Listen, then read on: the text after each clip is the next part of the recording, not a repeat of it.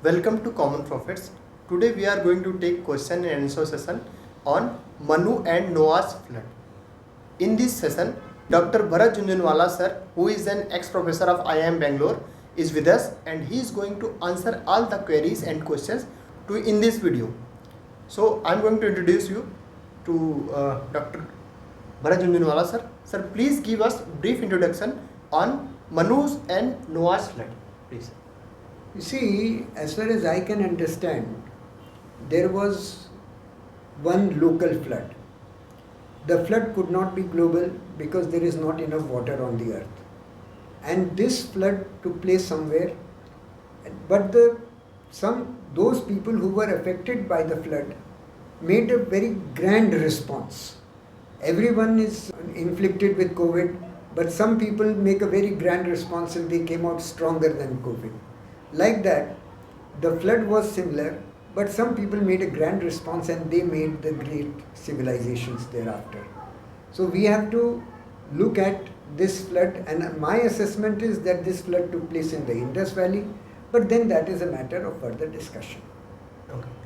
So we are starting with questions. So first question we do have, that is, your research is misleading because as per Hindu scriptures, whole universe was flooded. Sir, please answer. As I just now said, see, the total amount of water in this earth, if all the ice caps in Antarctica and North Pole, if all of that melts, if all the ice on the Himalaya melts, even then the water level of the sea will rise by only 70 feet. That is what calculations show.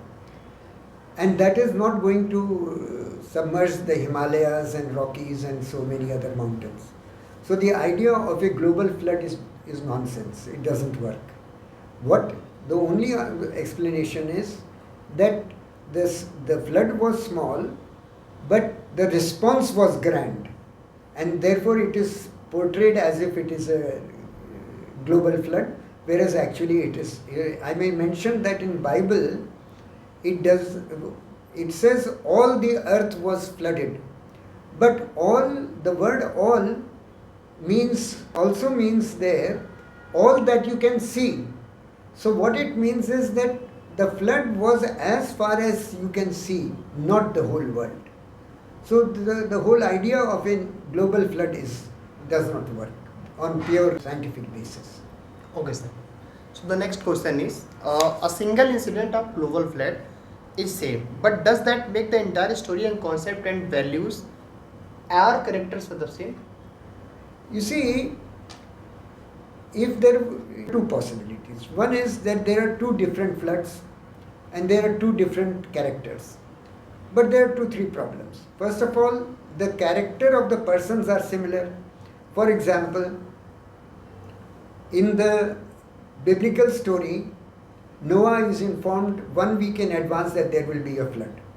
In Hindu story, Satyavrat is informed 1 week before that there will be a flood. In Bible, it says that he built a boat and 7 persons rode on the boat.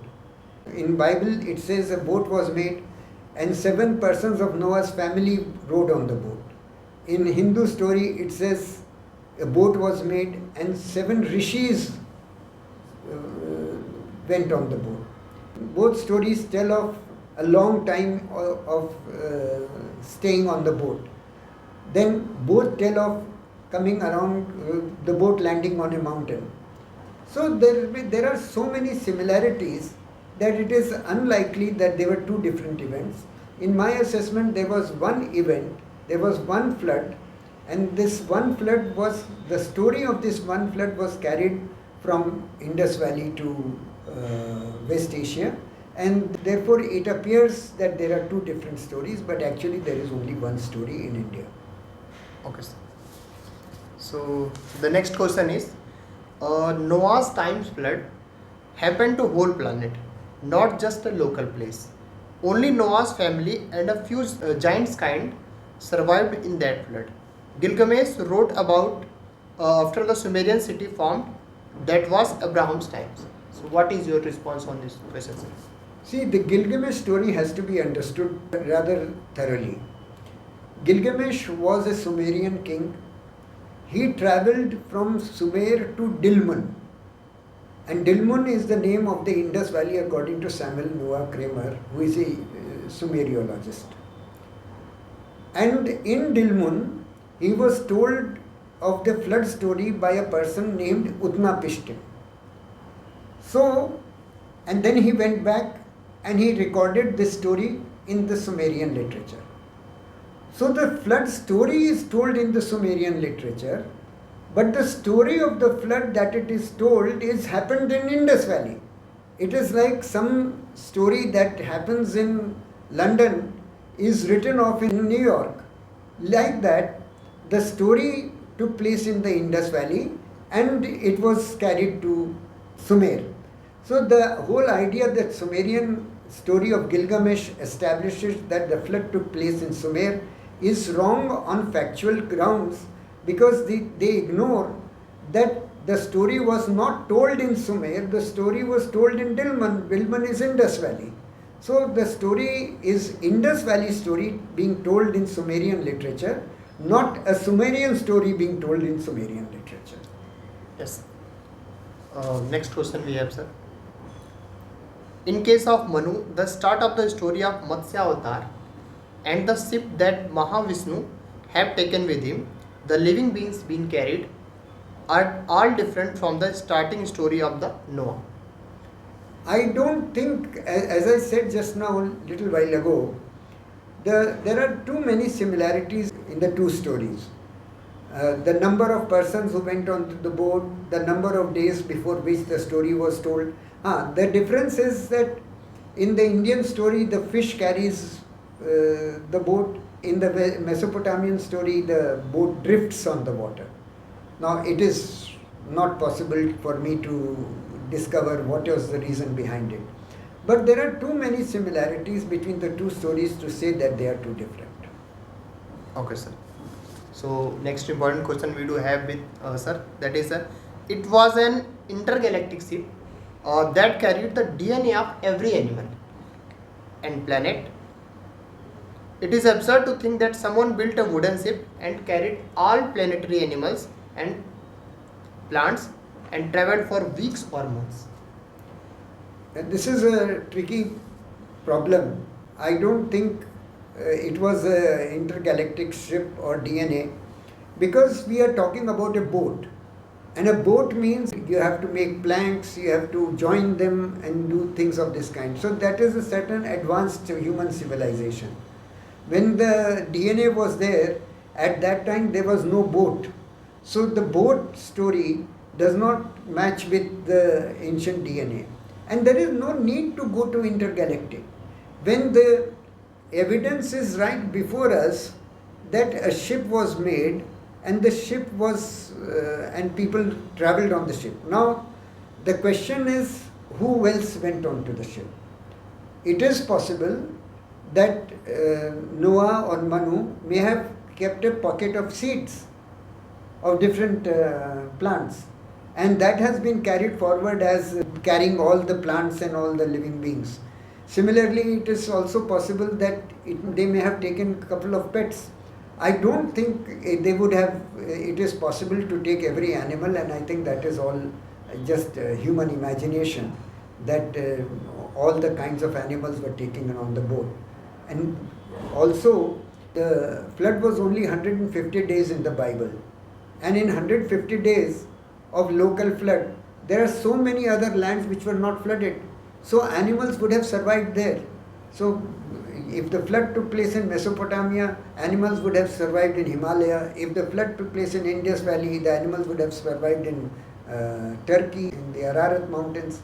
So like that, we have to be a little more scientific about this whole matter. The simple story is that a boat was made, 7 persons rode on it. What they carried, to me, it is a hyperbole.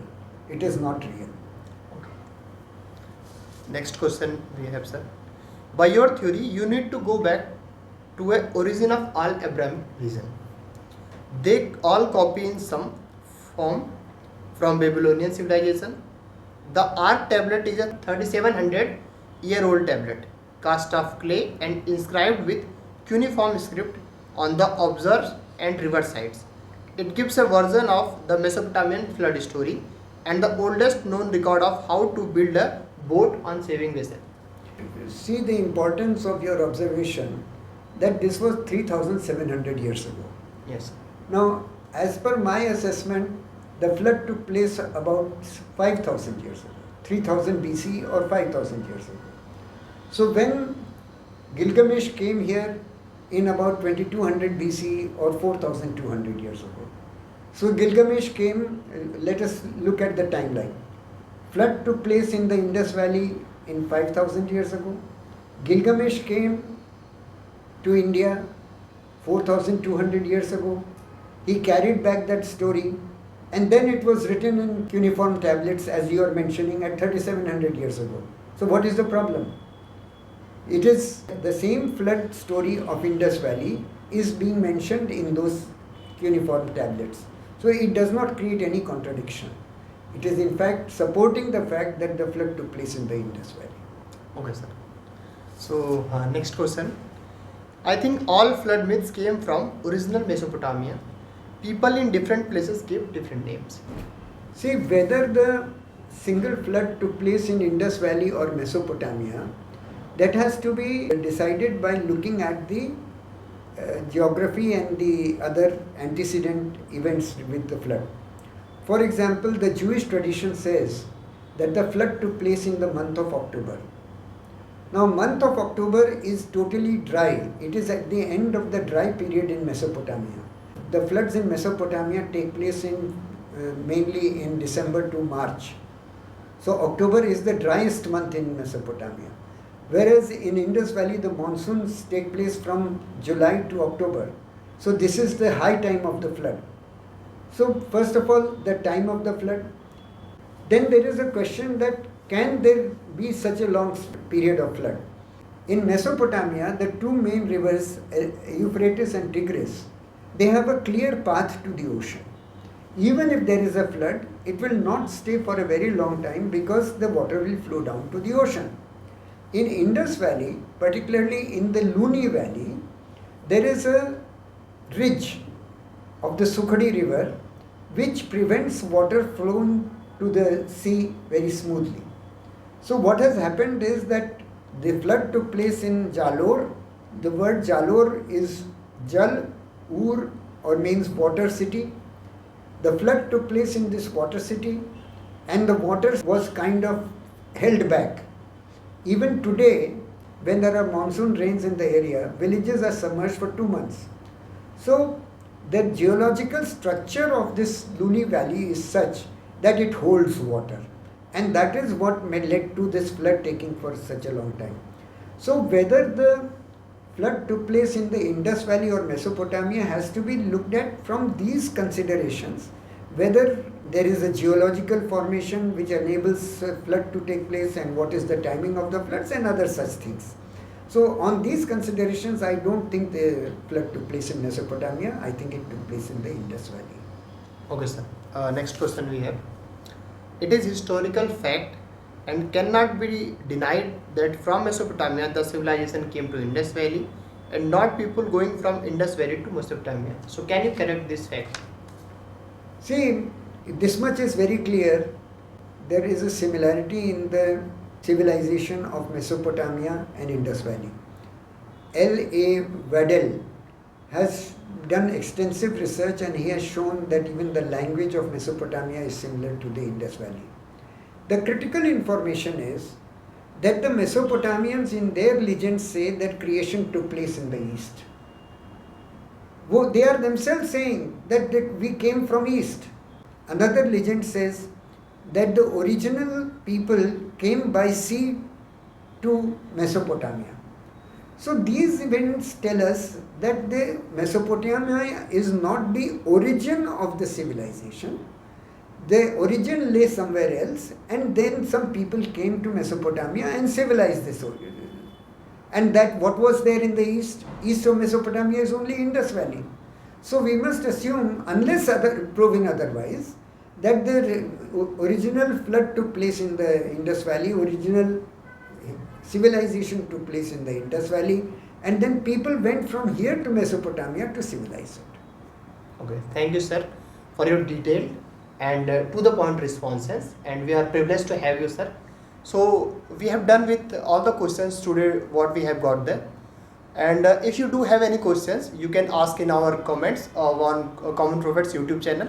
Please don't forget to subscribe and share and like our videos. Thank you.